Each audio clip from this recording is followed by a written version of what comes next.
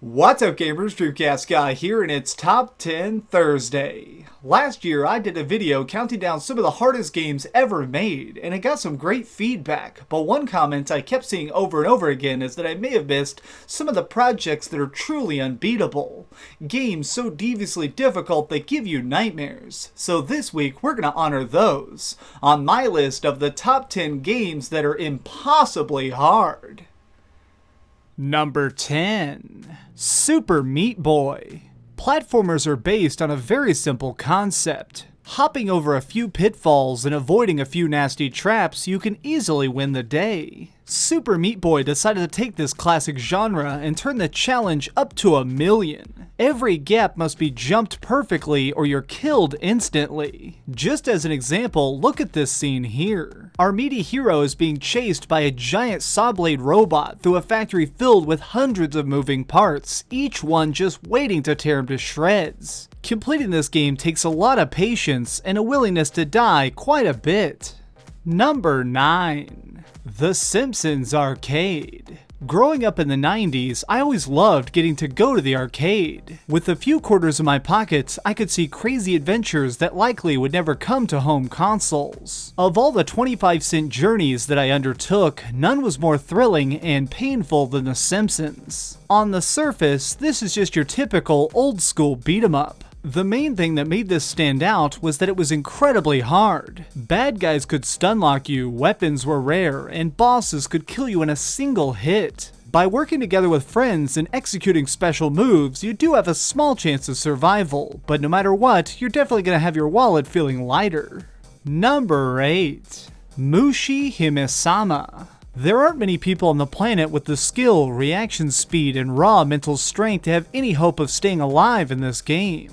Just looking at the screen can be rather overwhelming. This title belongs to a small subgenre of gaming called bullet hells. As you can imagine with a name like that, these are projects that are centered around dealing with complex levels filled with thousands of shots that have to be dodged flawlessly. Swimming through oceans of ammo like this can be extremely stressful. You need to have surgical control of your ship to be able to precisely maneuver between glowing orbs of death and still land enough hits to kill your foes. With all this gorgeous art in the background, you can almost get lost just trying to figure out what the hell is going on. Number 7. Bloodborne. The team over at From Software spent the last few years learning how to craft the ultimate challenge. After making Demon and Dark Souls, they set their sights on the PlayStation 4 and began designing a brutal new test for gamers. Bloodborne has all the difficulty you'd expect from these guys, but mixes it together with a gothic world of twisted streets, secret passages, and huge monsters. Getting turned around while exploring is terrifyingly easy, and being ambushed by a deadly new foe can happen all too quickly. Really, the only way to succeed is to venture out a little bit at a time. Fight your way into zones, be slaughtered by the newest batch of demons, and do your best to learn from your mistakes. Some beasts are so grotesque it can be confusing just trying to find out how to hurt them. Claiming victory in these candlelit catacombs is a true testament to your gaming ability.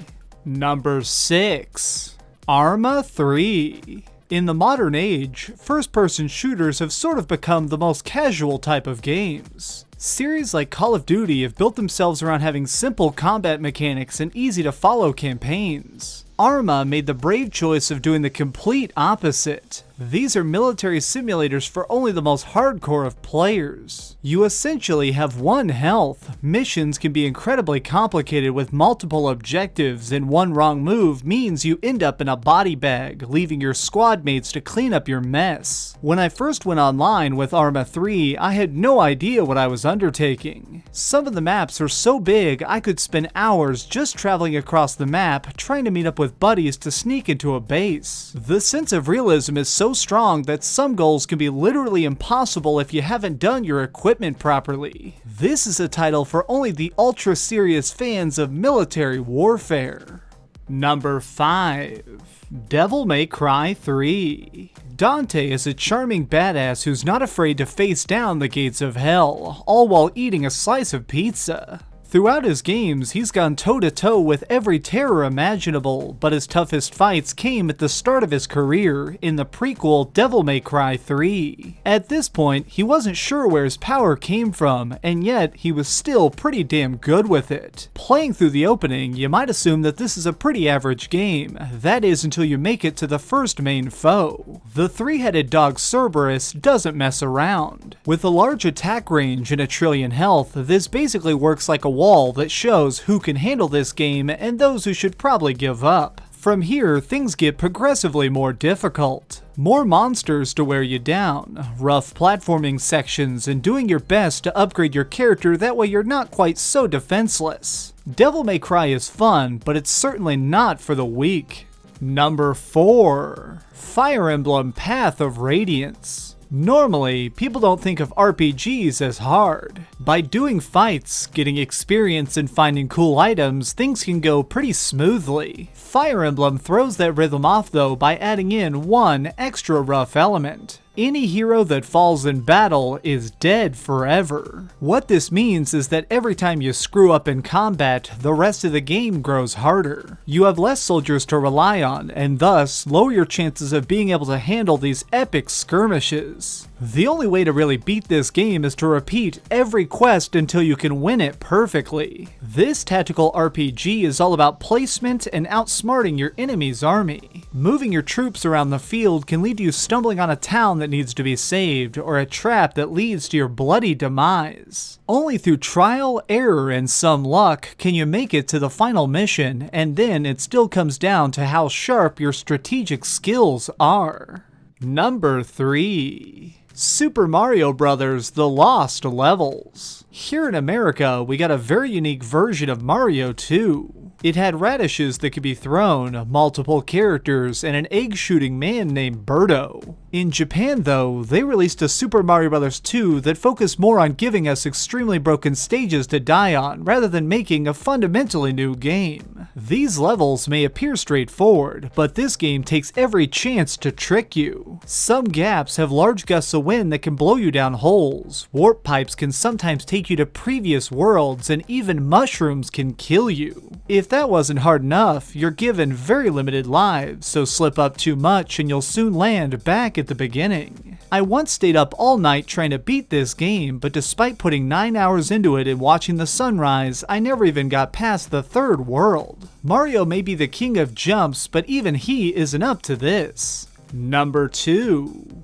FTL Faster Than Light. The acronym FTL has long been attributed to the online phrase "for the lose," meaning that no matter how hard you tried, you still lost. This sentiment really sums up Faster Than Light well. We're filling the role of a crew of spacebound scientists, traveling the stars and praying they don't get horribly murdered. Your mission is to make it across several solar systems while being chased by evil rebels who want to blow you up and stop you from delivering a message that could win the war. Throughout the course of your trip, you'll encounter enemy craft, people who want to join your team, and places where you can upgrade your busted vehicle if you have the cash. All of these moments are totally randomized though, so you can never plan for what's coming next. Gameplay is all about you manually commanding teammates to drive, operate panels, shoot lasers, or put out fires. The further you get into your trip, the more the odds are stacked against you, until even the most brilliant pilots end up as nothing more than flaming wreckage.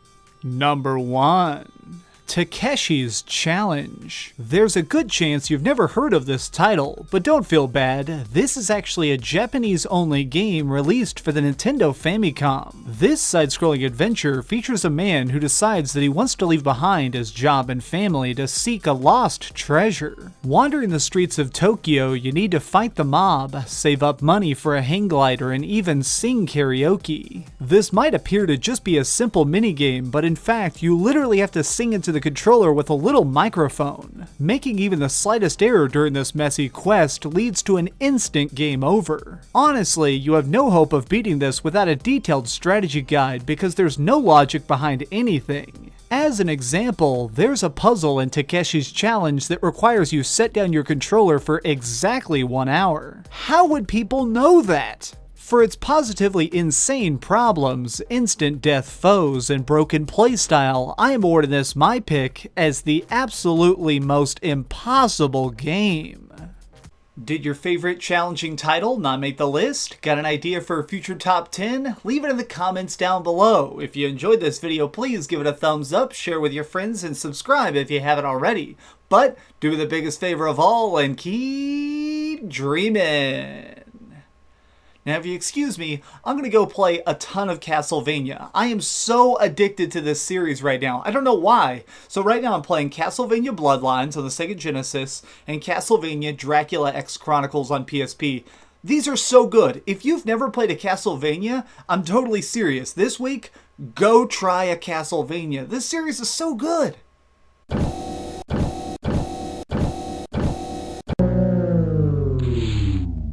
Thanks so much for watching. If you liked this video, maybe check out my last video. Please subscribe, and if you want, share this somewhere with your friends.